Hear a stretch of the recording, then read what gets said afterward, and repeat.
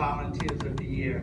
I love, and you can ask them all, I love every one of our volunteers. I welcome them into the building, and I want them to talk to me about their cases, and I get really, really intense, they know. But every year, we have to choose one volunteer that just takes the bar and just tosses it up in the air. And so this year, I'm going to talk about who our volunteer of the year is this year. And I'm not going to talk very long, Ken. I know you want it done quick, although I can. This volunteer came to us several years ago, and I tell you the truth, she was absolutely awesome. She just took the cases and she ran with them, and it just so happens every year when volunteers get cases, they always tend to get the same kind of cases. Every time a case comes up and it's their turn to have a case, they get the same kind of cases. So this volunteer always got a case that involved really, really bad things for the children.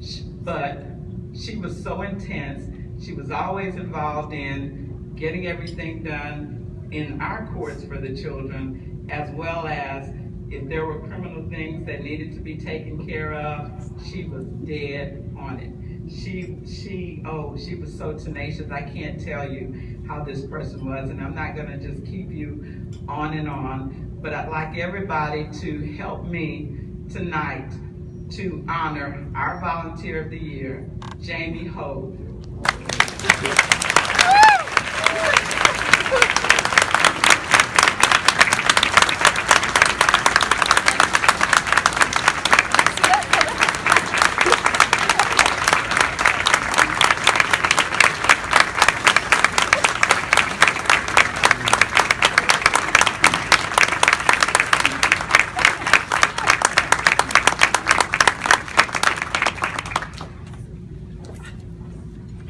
Jamie has fought so hard for her children. I don't know if we've seen more in family courts than criminal courts. She has really had some tough cases where she really has had to fight for the children. She's had some children to die, and she just kept going. And she was in Hawaii one year, and a case came in, and she was called from Hawaii to come back and take this case because we knew that she was the only person that could take this case and be real effective with it.